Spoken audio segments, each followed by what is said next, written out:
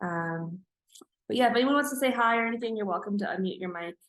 And then at the end, if you do want to, I'm gonna wait and through till everyone's here and we go through the presentation. And at the end, if you do want to meet other, you can introduce yourself and see if there's someone else going to your school. And also if you selected that you were open to that, I'll connect you after the webinar anyway. Let's see if there's anyone else to admit. Yeah, so like 2 more minutes and then I will get started. So yeah, I'm guessing this will, like, I timed myself. I went through this and timed it, and it was like about an hour. I'm gonna try really hard to make it shorter, but honestly, like, I found out as I was making this, I'm like, I'm really passionate about this and I have a ton to say. And if I let myself, I probably could have done a 6-hour seminar on this. So I will spare you from 6 hours of me talking and just try to give you the basics. But if there is something that you hear me talk about that you're either confused about or you want more info on, let me know, and I'm sure I have a ton more to say about it. And then the other thing I wanted to say is there will be time for questions at the end. I do ask that if you are a current client, that means you have my WhatsApp. If it's a question that is for everyone that you think would help everyone, go ahead and ask. If it's a specific question for you and your program that you think might only really apply for you, just WhatsApp me and I'll answer you privately afterwards. And then if you are not yet a client and you have a question that you think is really specific to you, afterwards I'll give a link for like a free consultation, and you can save your very specific questions for a free consultation and ask me there, so that the questions here help everyone. I imagine we'll have, like, I was thinking like 20-ish people, 15, 20, 15 right now. So I'm going to go ahead and I'll wait like 1 more minute and then get going. And let's see what else. In case this is something I'm going to say, I guess I'll just say it now. So this webinar is specifically for people who have already been accepted into a program and are wondering how to prepare and things they can do to be successful in the program. If you have not been accepted to a program yet and you are applying and you signed up for this webinar, which I know some people did, that's fine. You can stick around. Just keep in mind, I'm not going to be covering like how to get into the schools, which specialty to choose, or anything about that. This is specifically for, it was designed for my clients who are already accepted. And then I made it public because someone asked me if I could, and I thought, why not? So, okay, 7:05, I'm gonna get going. Let's see how this works.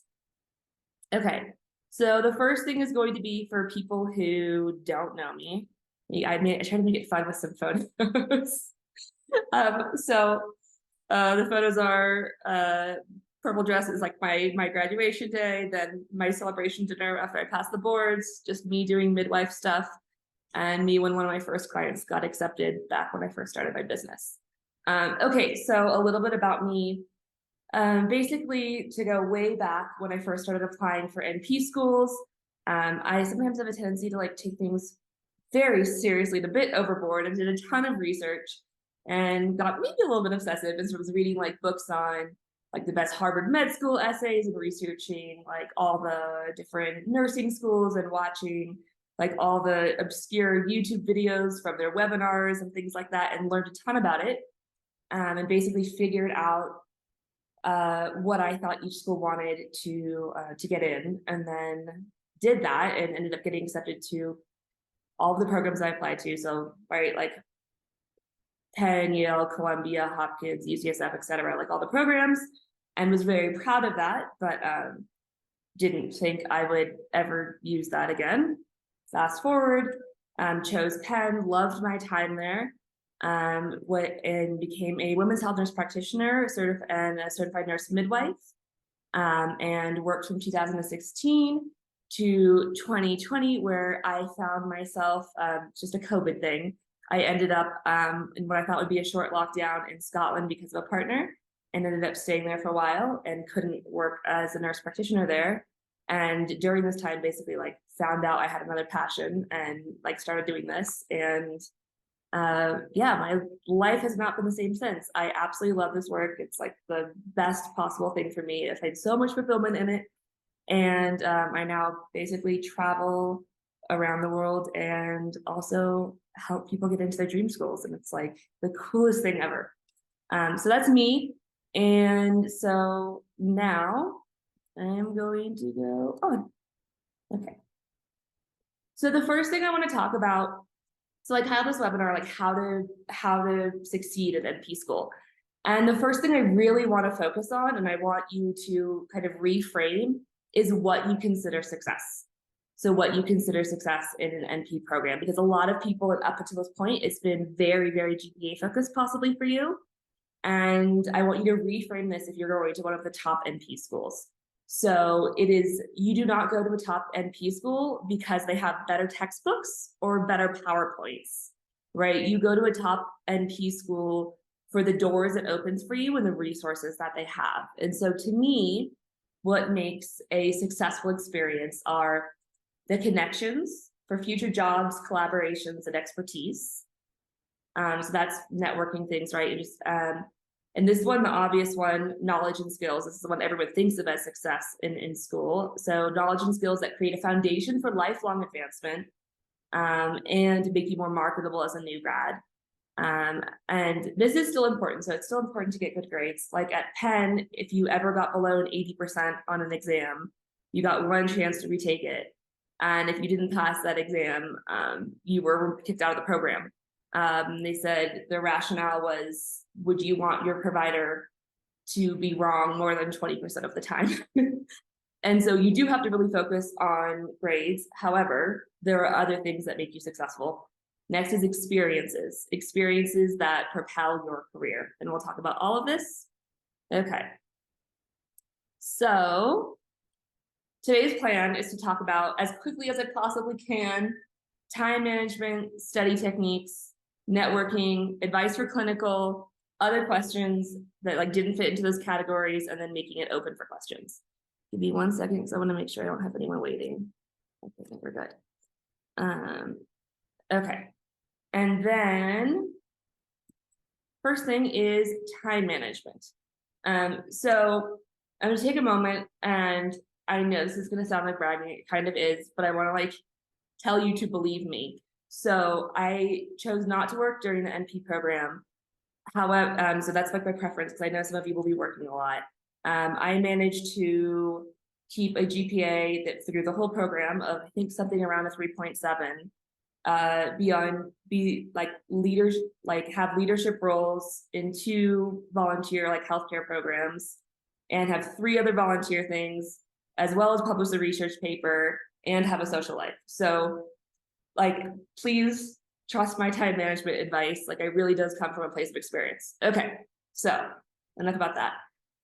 The first thing is to know yourself and set realistic expectations. So for me, an example of this is I know that I cannot handle like listening to a 3-hour lecture, and some of your lectures will be 3 hours. So instead of trying to force myself to do that and failing, I knew myself well enough to know I had to record the lectures and that I would do better listening to them repeatedly throughout like doing other things because I multitask all right. So I'd play it when I was driving, doing laundry, cooking, whatever, and would listen to each lecture about 2 to 3 times. And doing that, I felt like I really absorbed everything from the lecture. Setting realistic expectations for yourself. So this is just like a life thing, right? One of the things I see happen most often with clients, I do work with some clients when they're in grad school, is that they set really high goals that are not achievable and then are really hard on themselves and have a lot of anxiety because they cannot meet those goals. So set small, achievable goals for yourself and be gentle and realistic with yourself for what you're actually capable of doing. So I think that explains itself. I don't need an example, but just, you know, be realistic in what you commit to. The next one is a fun one. Reduce decision-making. So if you've ever heard people talk about Steve Jobs always wearing the black turtleneck, this is an example of reducing decision-making. So he did that so he never had to think about what to wear, right? So look at your life and figure out what you can automate. So like you should not have a single bill that you're thinking about having to remember to pay. You want as much of your life automatically happening, and you want to make it as boring as possible. Have as few decisions that you need to make, maybe don't care so much about fashion while you're in school. Eat more, like just eat the same thing every week. Try to have less to think about. It really, really does increase your bandwidth to handle other things. And the next thing is 5-minute study moments. So another thing that I did was to utilize little free moments, so I didn't ever feel like I was wasting time, and they really do pay off. So if you have notes on your phone, or I don't know if you want to carry flashcards, but have things that are portable, and you will always have something to study. And when you have 5 minutes waiting for your Starbucks or time sitting around at a doctor's office, use that to review things, and it really will add up.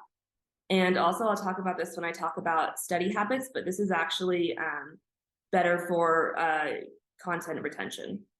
This is like a very proven methodology. Okay, so there's the 5-minute study moments.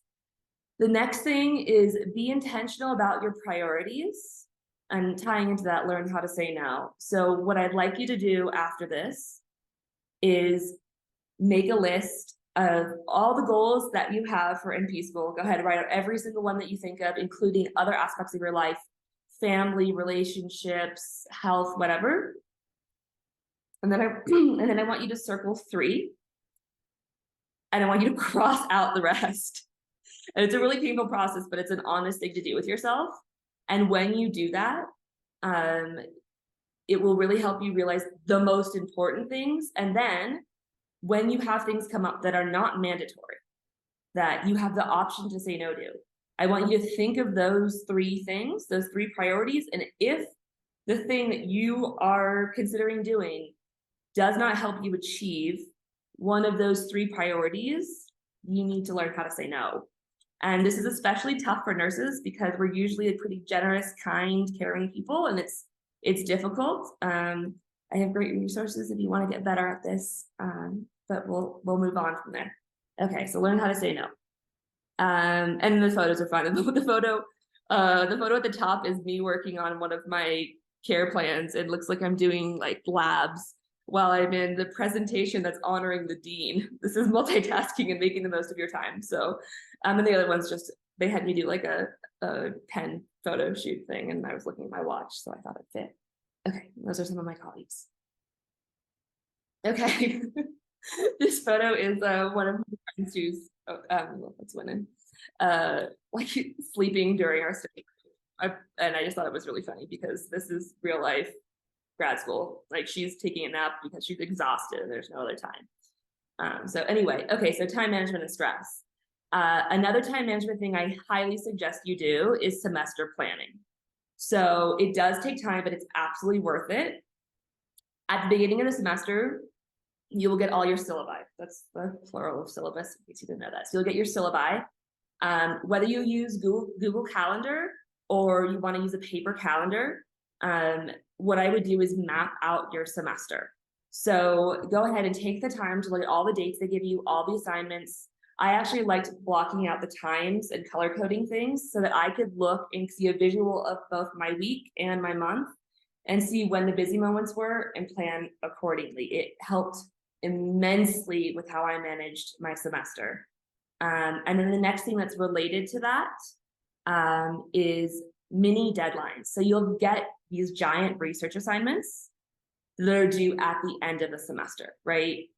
And if you try to do that entire assignment the week before it's due, you will cry and possibly fail. Maybe you'll pull it off, but it'll be really, really stressful.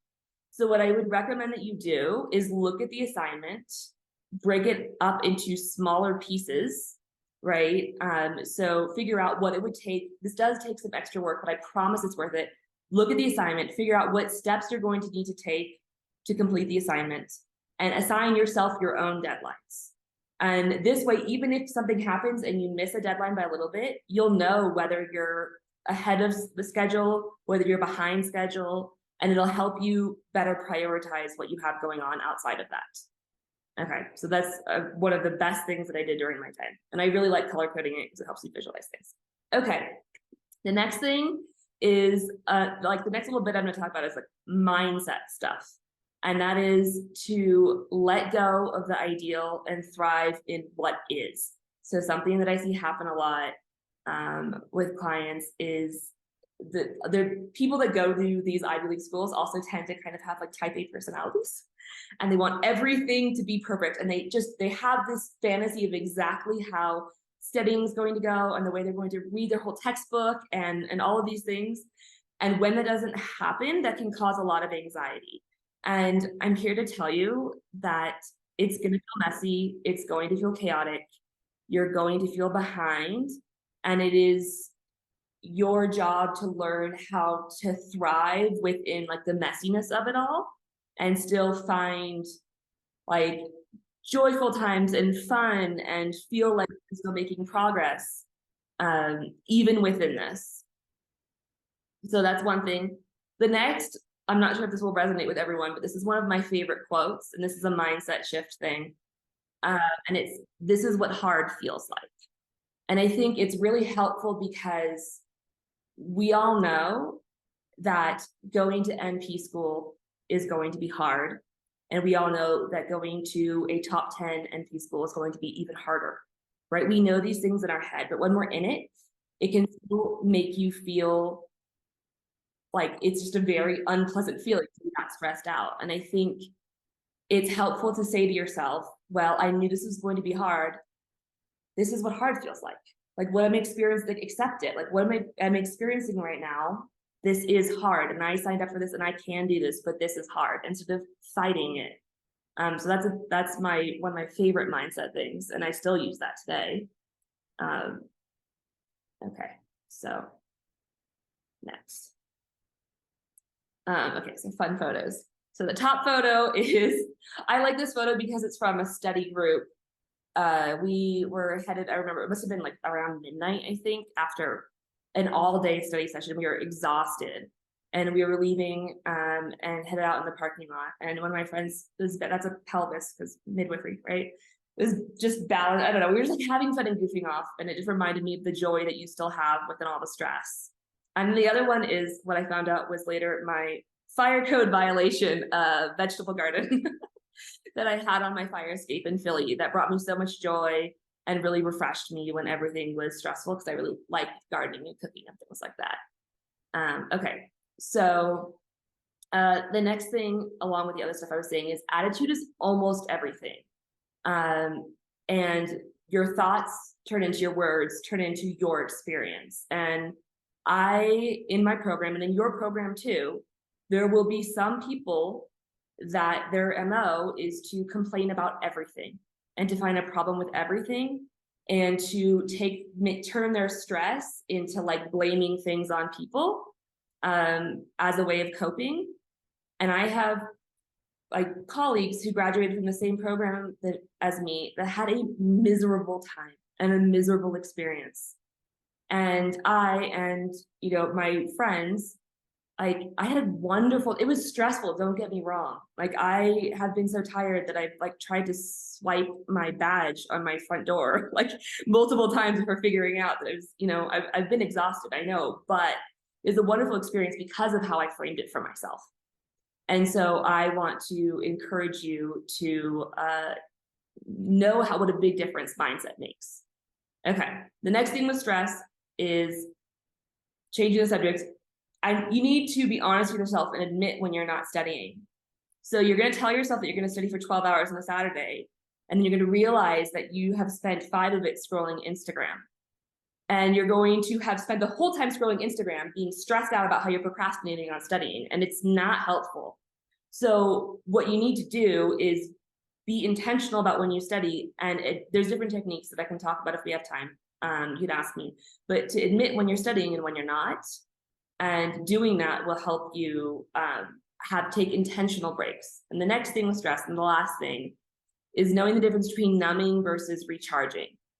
So numbing is when you can't handle doing anything else and you just mindlessly, like, because your brain just can't, right? But you're not, that might feel like you're taking a break, but you aren't actually restoring or recharging. So find out and figure out what is restorative and recharging and restful for you, and make sure that you create intentional time for that rather than wasting all your time mindlessly scrolling. Okay, I'll have to speed up, I'm talking too much. Okay, Next photo. This is my cat who got jealous, would always get jealous of me studying, and she's letting me know. And the other reason I chose it is I'm doing a study method that I'm going to talk about. So something that is really important for you to know, and I don't know why we are not taught this in schools, is there is a science to studying. And chances are actually not chances are, statistically speaking, the way that the majority of students study is the worst way to study. So the most inefficient possible way to learn something is to read and highlight, which is what kind of feels the best to do and feels the most studious. And the most efficient way to study is something called active recall. And so active recall is just another way of saying quizzing yourself or having someone quiz you or flashcards.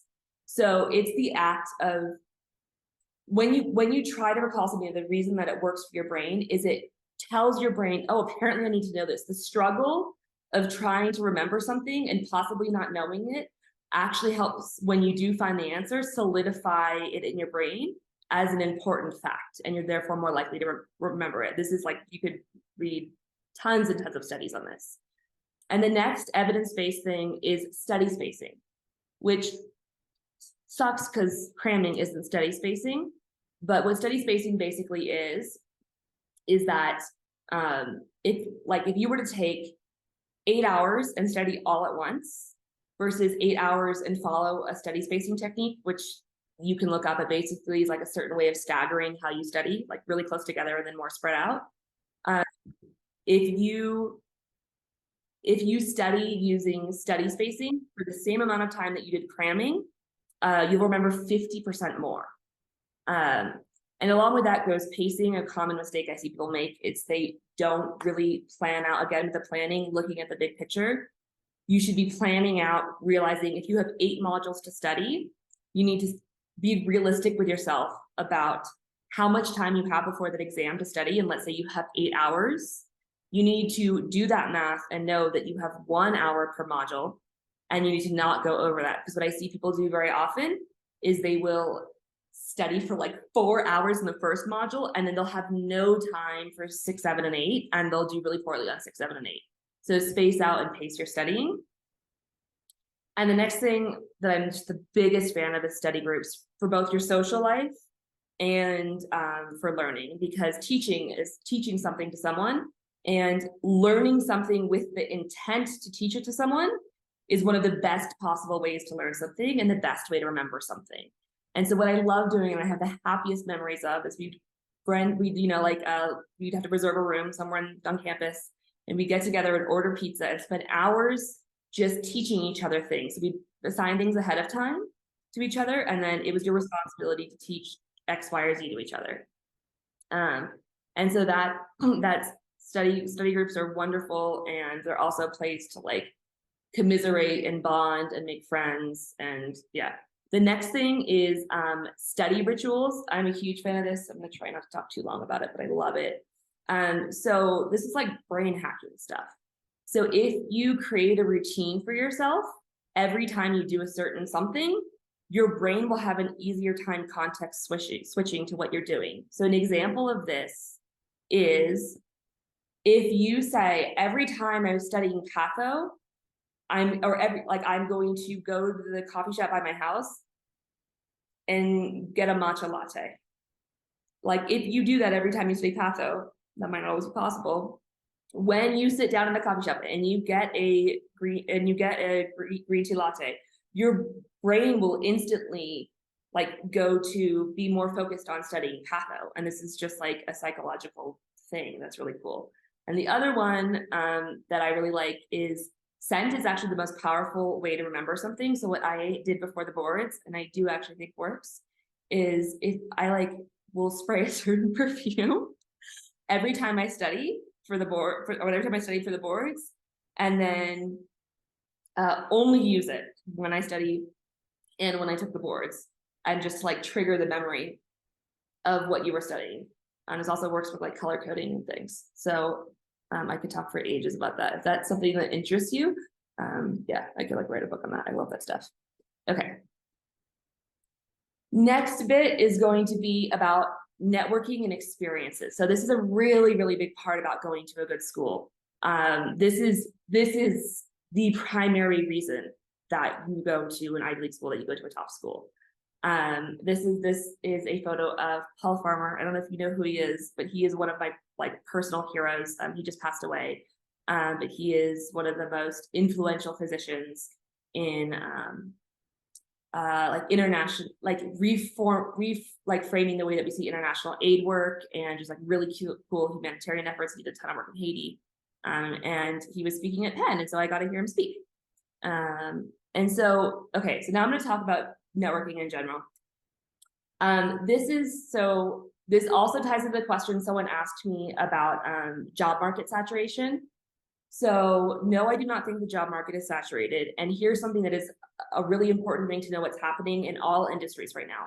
Because of technology, actually AI being one of the things, and just the general way that our industry is moving, experts are valued more than like general practitioners.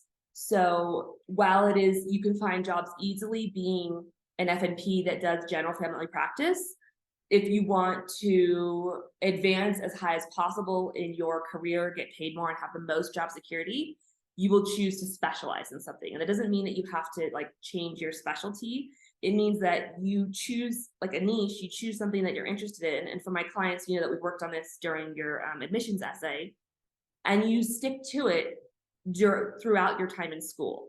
So for example, like if you were to focus on, so for me, women's health, right?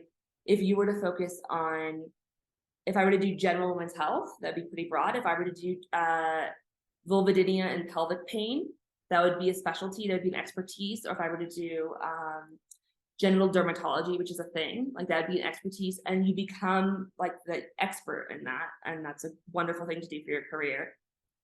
During your time in school is a great time to just start building that for free. So pick something, have all your research projects, try and like tie them back into that. Anytime you get to shadow, have it related to that, reach out. Like you really can.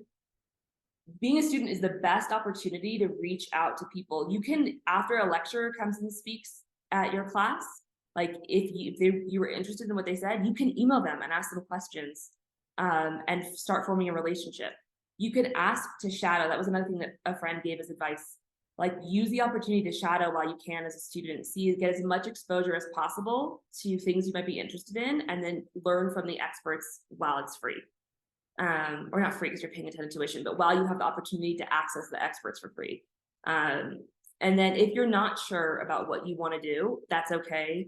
But use the time to fully explore this, because the number one piece, if I tried to find like a theme in the feedback I got from all my NP colleagues, and the theme generally was, I wish I had thought more about my career post-graduation during school. I wish I had taken advantage of the resources for furthering my career and finding an expertise and understanding what my work would look like while I was a student, because it's tougher to do that once you graduate. Okay.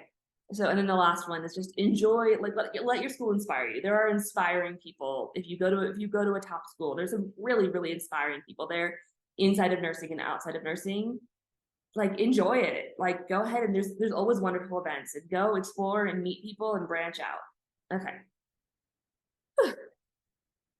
My mouth is dry. Hold on. I'm really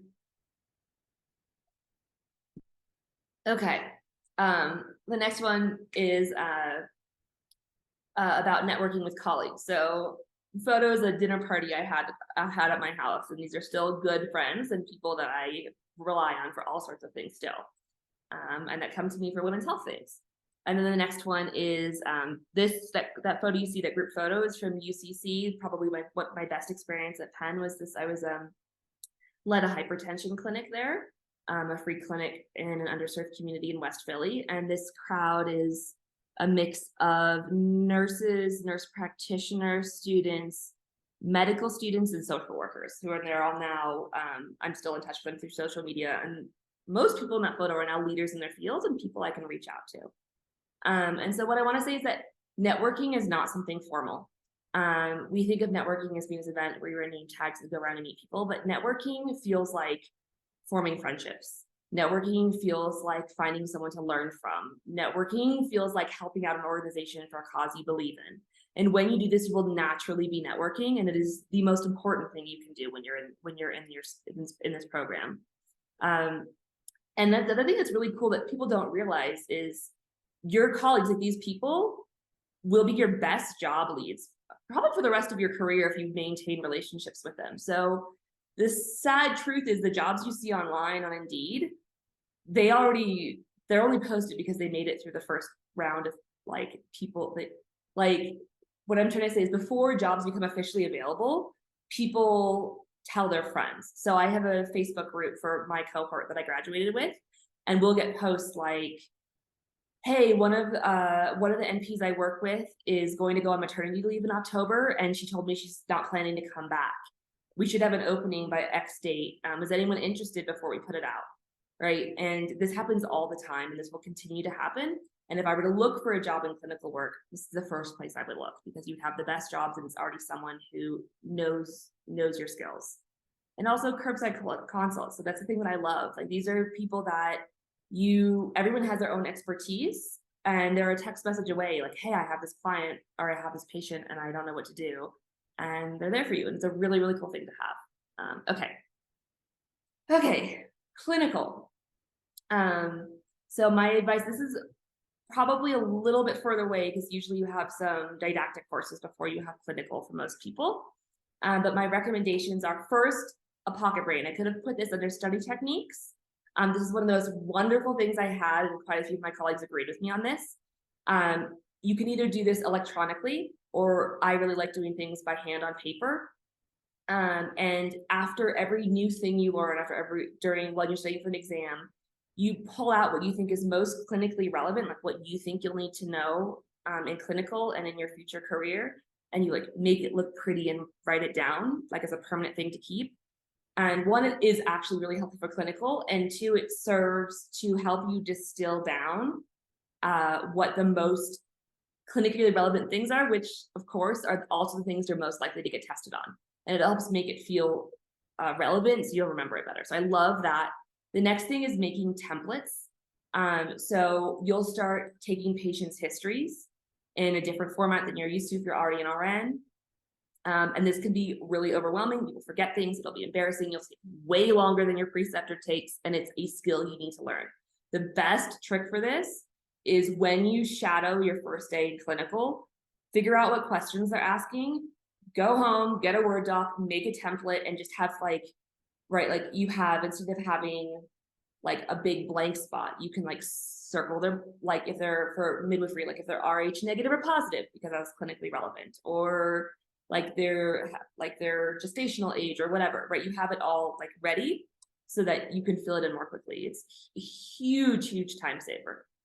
The next thing is the mindset shift, which is, I have bad news for you guys, which is probably at least one of your clinical places will suck. Either your preceptor will suck because you don't like the way they practice medicine, or they won't teach you anything, or whatever. And I would encourage you to, when that happens, because it will happen, to reframe it and ask yourself, what can I learn from this experience? Because I honestly do think you learn as much from the bad ones as you do from the good ones. You learn what not to do. And you think about actively what you would do differently. And if you have a preceptor that doesn't give you enough guidance, you learn how to figure things out quickly on your own. And it feels uncomfortable, but you do learn from it. So please keep that in mind. The last thing is, nothing is worse than a false confidence. So the most dangerous thing in clinical practice is someone who acts like they know what they're doing when they don't. And it's also the thing that upsets preceptors the most. So it's okay to say you don't know.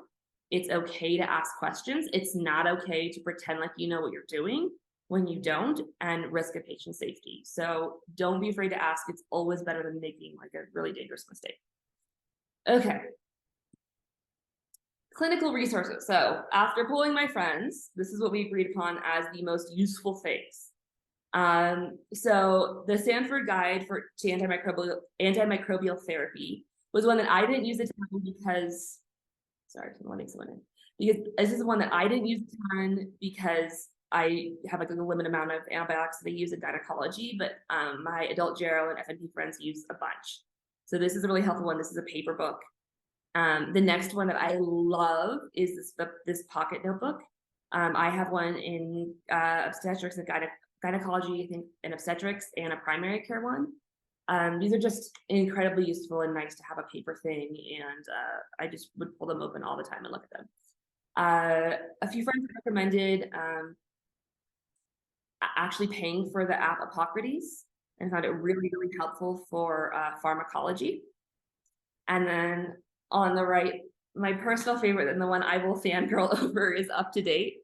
So I absolutely love UpToDate. I can't tell you how many times I've like snuck away to the med room and been like, oh my God, I don't know what to do. And I like double check things on UpToDate on the app. It's just a wonderful resource. It is very expensive. If your school doesn't give you access, your hospital probably will. And if you don't get it from either of those two, I will say unofficially, this is not my recommendation because I wouldn't ever tell you to do this, but friends that work at different places might have access to this and they might not be using it. So you might perhaps borrow their login. But I loved having this and think it's a wonderful resource. And the last one is Evernote.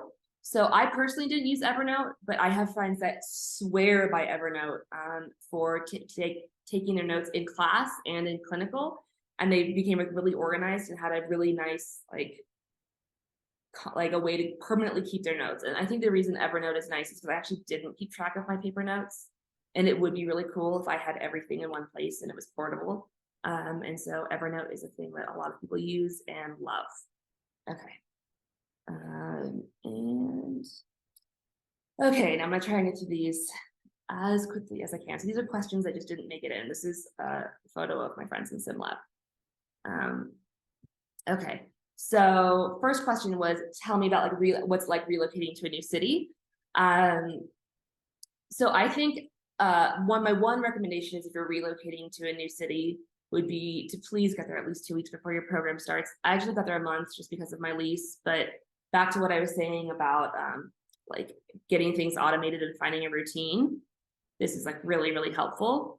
I don't think you're gonna have a hard time meeting people or having friends. I think you would trauma bond with your cohort because it's so difficult.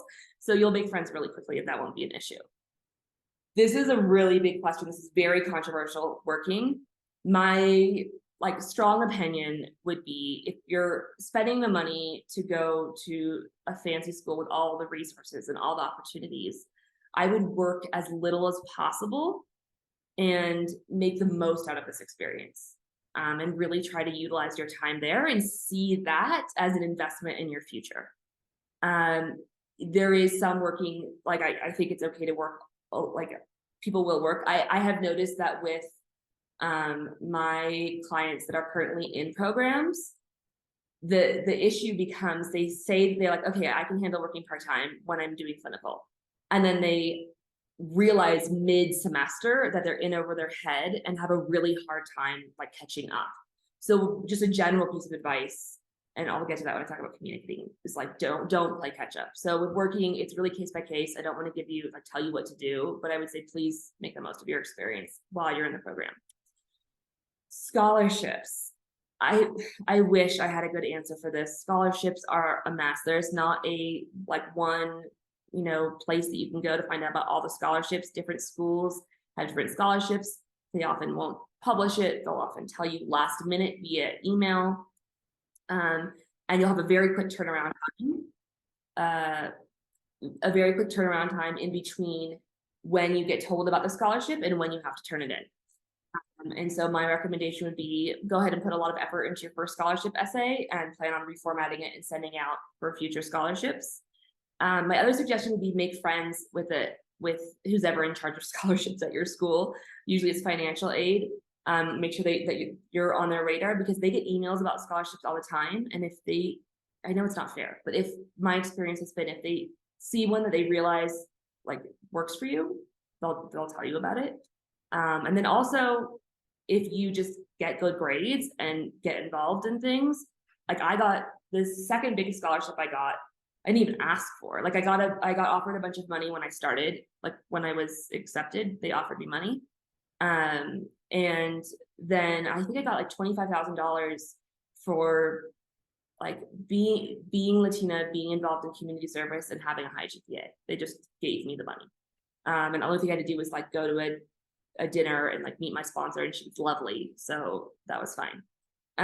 Okay, so look for scholarships. Also, my other thing is look for scholarships that are whatever like underrepresented in nursing minority you might be. So someone mentioned that they were first gen college student, like me too, and that is something where you can find scholarships for that. If you have a certain like background, or if you want to specialize in something that is like a high needs thing. Like these are all ways that you can find scholarships, but you're going to have to seek them out. You're going to have to spend time online looking for them, and probably join different organizations, and that's a good way to find out about scholarships. Okay, the next question was about communicating with professors. So a lot of professors, okay, what am I trying to say here? Just communicate things, issues that come up as soon as possible. Professors hate when you like delay and come to them in a panic. So if you know a course is going to be hard for you, go talk to the professor ahead of time and get on their radar. If a crisis happens in your personal life, and it will, tell them before you even have an ask. Be like, hey, this thing just happened. I'm okay right now, but I just want to let you know because I'm not sure how it'll affect me yet, right? So communicate, be proactive with your communication. My next suggestion is go and see your tests. So after you take an exam, you'll have the opportunity to review your exam, and I'm not sure exactly how it works online, but they should still be available for you to review the questions you got wrong. Please do this, because one thing that'll make you better at taking tests is understanding the way that your professor makes questions. And so if you understand why you got something wrong and they explain to you what the correct answer is, it will give you a wonderful window into their way of thinking and will dramatically help you improve the next exam you take with them. So please do that. It's very underutilized, and I've learned so much from it. Okay. Someone asked me about switching programs, like going from primary to acute. This is not really a thing. You can ask, and they will case by case do this. If you're in an accelerated BSN to nurse practitioner program, this is more likely a possibility. I don't think it happens very often, and you're more likely to be able to add on. So you're more likely to be able to, for example, add on, we have FNPs that added on women's health, or women's health that added on midwifery or something like that, but not switch completely. It's a pretty hard thing to do. Someone asked me about SimLab, and the questions sounded like they wanted me to reassure them. I'm so sorry, but I can't. SimLab is like the most stressful part of school for me. I kind of get like performance anxiety. It's shocking that I'm doing a webinar, but yeah, and they don't necessarily like call on you. The question was like, will they call on you randomly and put you on the spot? No, but you'll be tested. So you'll practice, and then they'll have a time where you're scheduled to come in. You'll get assigned a partner. There'll be a fake patient. They have like a video camera that they're watching you. And then they evaluate if you did the right thing, given the circumstance you were given. And then they pass or fail you. And people do fail, and then you get a chance to retake it once. And it's just, for me, it was the most stressful part of grad school. And I never stopped being horribly anxious about it, but I got through it and I passed. So I wish I had more to say, but okay. Almost done. The next question was, how do I start preparing now? I have one more slide on that, and then also questions. Okay. This photo is a photo of me meal prepping. So one thing I would do is during my breaks, I love cooking, as I said. So I would cook double of whatever I was cooking, and I would vacuum seal and freeze the other half of it for meals for later. So yeah, that's just, not that you have to do that, but that's just me. So things you can do to prepare now. One, so I start working on forming good habits now. If there's something like, don't try to,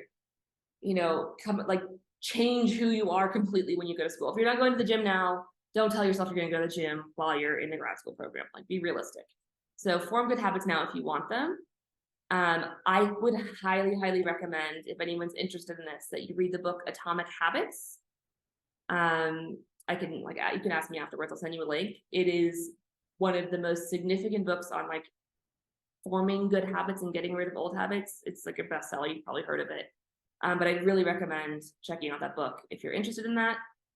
Next thing is clear your commitments. So this is more of a thing if you're staying local, but you really need to clear your plate of commitments you've made in your life so that you have more time to take on things that are relevant to your education and your career.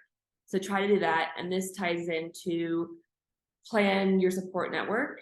And someone actually asked me about like how they can talk to family about this. Specifically if they haven't been in your position, if they haven't gone to grad school. And as someone who's been in that position, my advice here is sometimes you can't, like if it's your, like a partner or something like that, like you can communicate, but if it's like your parents and aunts and uncles and they don't understand what you're going through, just honestly like lower your expectations, ask for specific things. And when they do offer things to you that don't meet your needs, like understand that it comes from a place of love and talk to other friends in the same situation if you need to vent. But they're really, I think a lot of things with family, you just have to kind of let go. I think it's different with partners, but the question was framed as like mom, dad stuff. Okay, so the next thing that you can do that I'd really recommend you do now is assess your weaknesses, like what you think will be hard about school for you, and work on them. So this is where it's going to be very different depending on some people in this call grew up speaking English as their native language, and some people English is not their native language. And so for some people, essay writing is going to be the most challenging part. And for my clients that don't speak English as a first language, this is the hardest part. How quickly you write a research essay, I would say, is the hardest part. And so just kind of like assess what you're good and bad at and figure out what you could do to set yourself up for success. You could ask me a bunch of questions about that. I could talk about that for ages, but I'm already almost an hour. Okay. Another quick thing that I want to mention here. So this is, sorry for those who are not current or former clients. This was originally made for my clients. So I had mentioned there'd be a referral program. So I'm just letting you know about this real quick. And then we'll do questions. So if you are a current or former client, you probably know that you met me because you were referred to me by somebody. I work 100% on referrals.